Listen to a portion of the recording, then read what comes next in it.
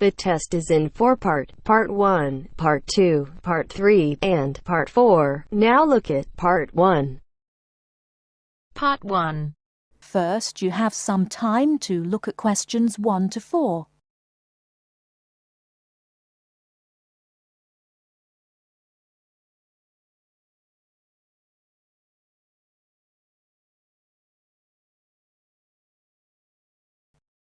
Listen carefully and answer questions 1 to 4. Hello, I am a new student here. Hello, what can I do for you? Can you tell me what the student union does? Well, we're part of the National Union of Students, who represent students' interests across the country. We provide services for all students at this college. What kind of services? There are advisors and welfare staff, entertainments, sports clubs, union societies, meetings, campaigns, and special interest groups. We offer everything from ballroom dancing to karate, jazz, and political debates. Sounds great. How can you help overseas students? As I've said, we have welfare officers who are used to the sort of problems overseas students may have. They know where to get advice on a particular situation, or basically give whatever help is asked for. I am from the Philippines, and I hope I can meet other Filipino students who are here. I play chess and many sports, especially badminton, basketball, and wrestling. Please, can you tell me how to find out about these things? There is a Filipino society at the college. Regular meetings take place and lots of social activities are organized, such as meals, plays, and dances. The society is made up of Filipino students and other students who have an interest in the Philippines. And what about the sports? Does a union offer the ones I'm interested in? Yes, we do. There are basketball and wrestling teams. If you want to play in one of the college teams, you have to go along to training sessions and compete for a place. For badminton, you can either go to the badminton club or book a court to play with friends. Is there also a chess club or team? No, I'm afraid not. It may be best for you to put a notice on our notice board to find other players. Will that cost me anything? No, it's a free service available to all students, but you have to give your notice to a union officer first, so that it's fair for everyone who wants to use the notice board. I only have a room for 1 month at the moment. I need to find a house or a flat to live in near the college. Are you able to help me with any accommodation problems? There are always rooms available in shared flats or houses on our notice board. The college has some of its own accommodation, and you can also apply for these. If you have any problems at all, you should talk to one of the student union's welfare officers, who can give specialist advice on accommodation. Thank you for your help. You're welcome. Now would you mind helping us? We're conducting a survey to learn more about the students who visit our union office, so that we can improve our services. Would you mind if I asked you a few questions? Not at all.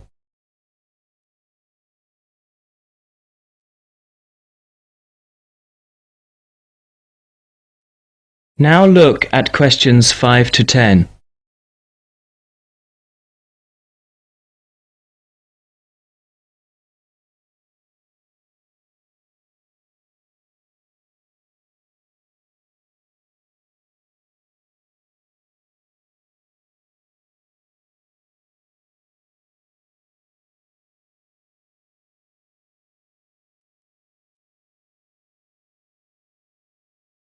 As you listen to the student's conversation with the union officer, fill in the spaces 5 to 10 on the form. First, you have some time to look at the form.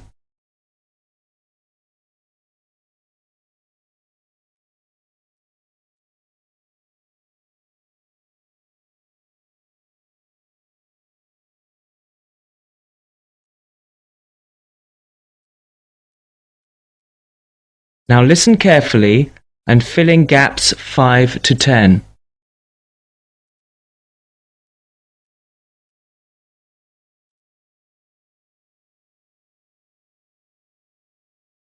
Now, would you mind helping us?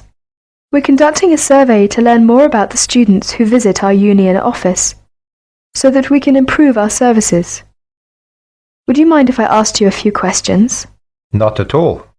First of all, what is your name? My name is Cesar Bautisto. How do you spell your last name? Bautisto.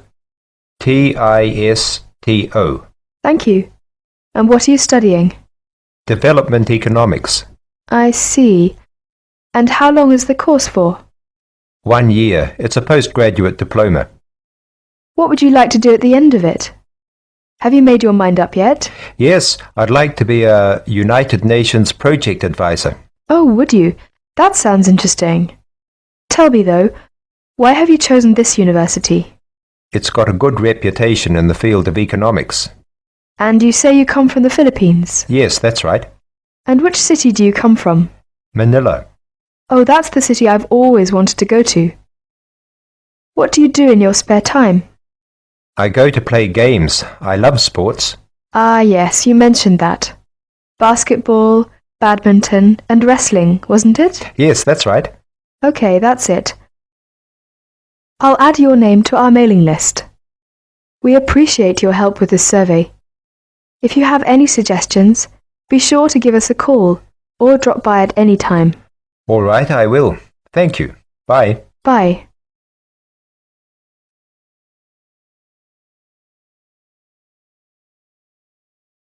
That is the end of part 1.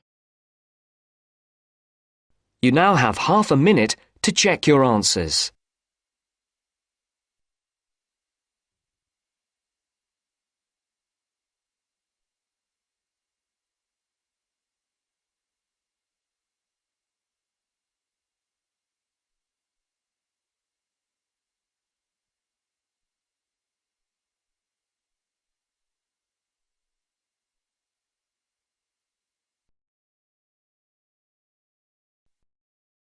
Now turns to part 2.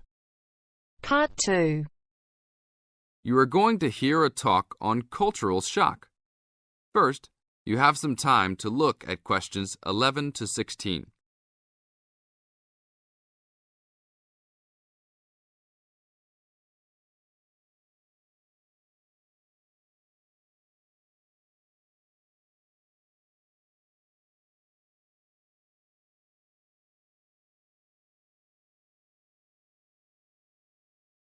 Now listen to the tape and answer the questions. Hi, congratulations on finishing orientation for our study abroad programme. Before you all head off to your respective countries, however, I want to first share with you a little bit about dealing with culture shock. Recent studies in intercultural experience have shown that there are distinct phases of adjustment which virtually everyone who lives abroad goes through. You won't be the exception. The first phase of culture shock includes gaining an awareness of the host culture, preparing for the journey, and farewell activities. You're all experiencing this right now. The second phase begins when you arrive in your new country and ends when the excitement of the early experiences wear off. When you first get there, you will be overwhelmed. Initial impressions convey a sense of monumentality of the experience. You'll love it. During the third phase, you will start taking a more active role in your setting. This will produce frustration because there will be some difficulty in coping with even the most elementary aspects of everyday life. I remember not being able to find a toilet one day because I forgot the word for bathroom. Anyhow, your focus will shift during this phase to the differences between your new host culture and your home cultures. This can be troubling, but these sometimes insignificant difficulties can be blown into major catastrophes. That's why this stage is most often referred to as culture shock. Now look at questions 17 to 20.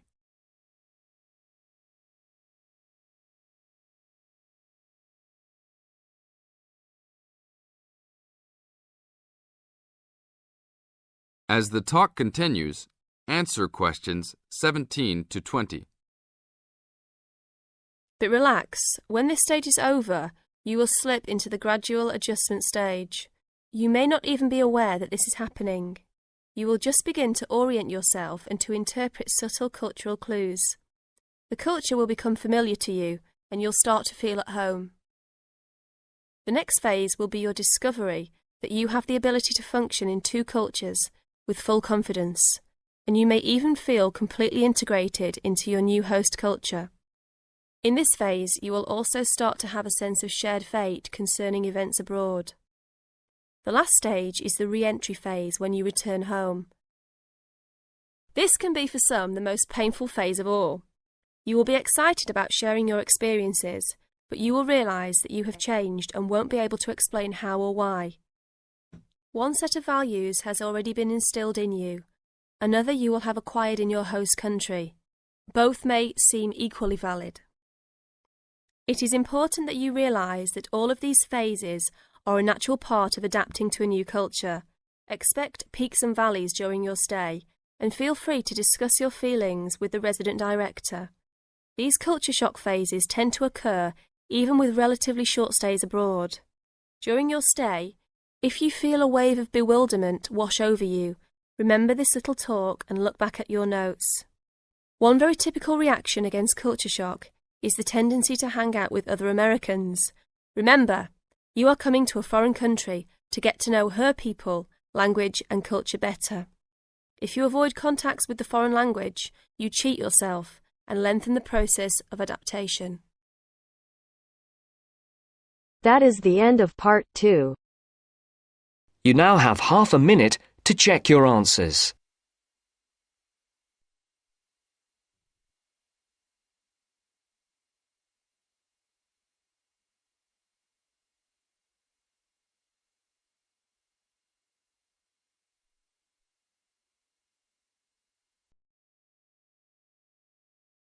Now turns to part 3.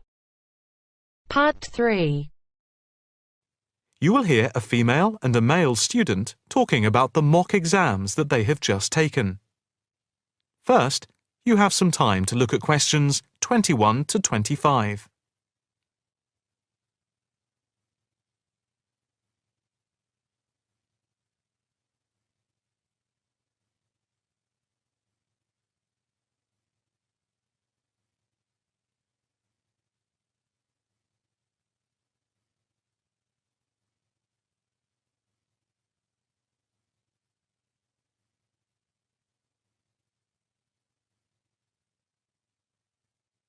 Now listen carefully and answer questions 21 to 25. So, what did you think of the practice exams last week? You mean the mock exams? Yeah. I thought some of them were tough. They were certainly hard and generally they were very long. Yeah, they were spread over a whole week, which made it impossible to relax. Exactly. But what did you think of each test? Of the 7 exams we did, the least enjoyable for me were the 2 3-hour essay papers. Why didn't you like the essay papers? I'm not particularly good at writing things down like that in a short space of time. And I don't think it's a good way of testing our theoretical knowledge of medicine. I'm the opposite, I'm afraid. I'm much better in the written essay exams than the other types of tests. But what about the 2 multiple choice exam papers in basic science and anatomy? They weren't too bad. If you didn't know the answer, all you had to do was guess. That's okay, but I never feel comfortable with guessing. And you know that there is research that shows that women are disadvantaged when doing multiple choice questions compared to men. You've mentioned this before, but I'm not sure I believe it. It's true. Multiple choice questions benefit men more than women. They are a male construct. If you say so. It's not if I say so. Anyway, you have to be careful with multiple choice questions because of the negative marking. That can really bring the score down if you keep guessing and get all of the guesses wrong. It's double negative. Yeah, that is a danger. What about the role play? Did you like that? Yeah, with the actors and actresses as simulated patients. Yeah, I thought that was by far the best part of the exam. Why was that? What I liked about it was during the 24 test stations, we had a chance to show what we know about communicating with patients and show our practical medical knowledge, etc. Yes, I think I agree with you there. I enjoyed all of the stations, but I can tell you I was tired at the end. I have done a practice exam with 12 test stations, but not 24. It was exhausting, but also exhilarating. I agree completely. It lasted nearly 4 hours in total with the break. Before you hear the rest of the conversation, you have some time to look at questions 26 to 30.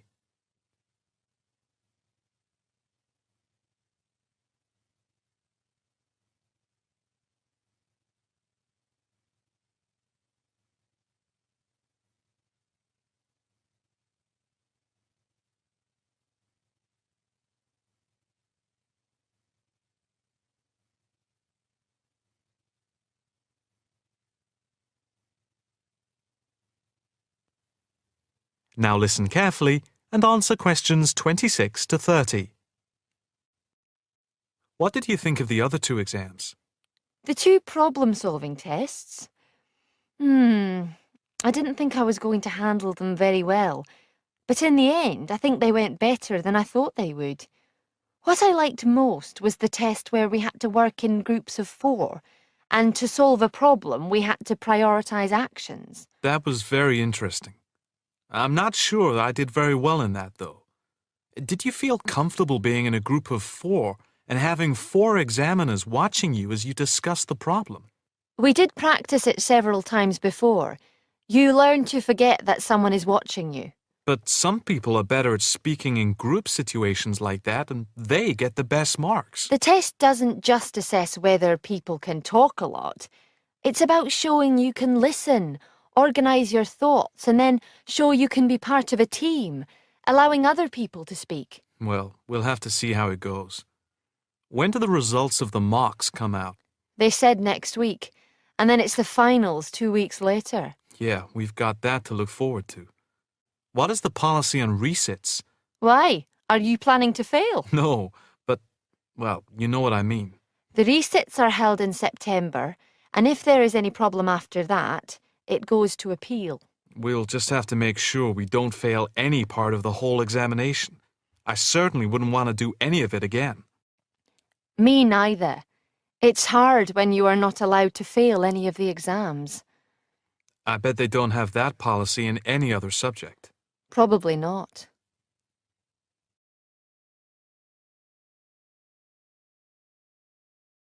That is the end of part 3. You now have half a minute to check your answers.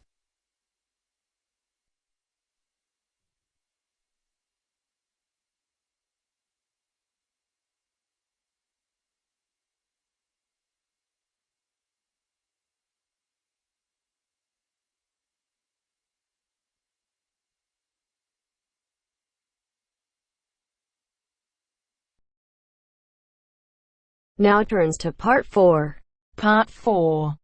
You will hear an orientation lecture on sports therapy. First, you have some time to look at questions 31 to 40.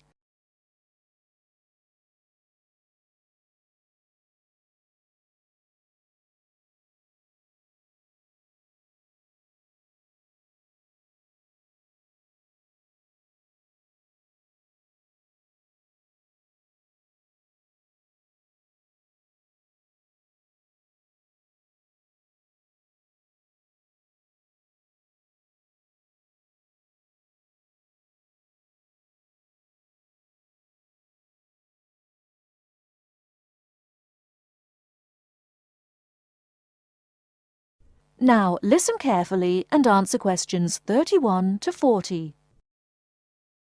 Good morning and welcome to the University's Open Day and to our lecture on sports therapy. There are 2 good reasons to be here. Firstly, you will experience what a university lecture is like, so take out your notebook and pen. And secondly, you will find out about the sports therapy programme. OK. So what does a sports therapy programme involve?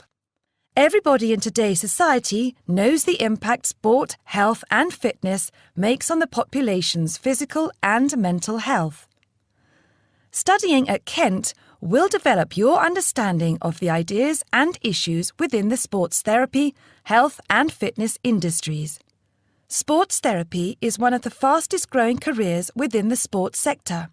The program teaches you all the specialist knowledge you need in order to work within these industries. This includes scientific aspects such as anatomy and physiology and sports psychology. You learn how to design training programs and lifestyle profiles for a range of clients and to understand the role of sports promotion and event management. The degree also covers the treatment and prevention of sporting injuries and the importance of referral programs. There will be a full description of these subjects for you available at the door when you leave this lecture. Now, just to talk a little about teaching and assessment.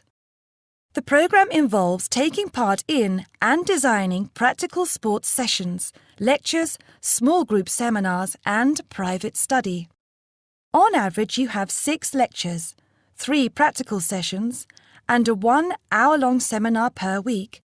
And you also spend additional time developing your coaching and theoretical knowledge in real-life situations. At Stage 1, the first half of the year is assessed by 100% coursework and observed assessments. A majority of the modules also have written exams within the final half of the year, with the rest practically assessed. Stage 2 and 3 assessment varies from 100% coursework to a combination of examination and coursework, usually in the ratio 50-50, 60-40, or 80-20. You're probably wondering what career paths you can take once you've completed this degree. Well, careers can vary from employment in health and fitness clubs, sports injury clinics, sports development within local authorities, or with national governing bodies of sport, working in community leisure or sports attractions, self-employed personal trainer or sports therapist. There are some requirements you need to fulfill to enter this course.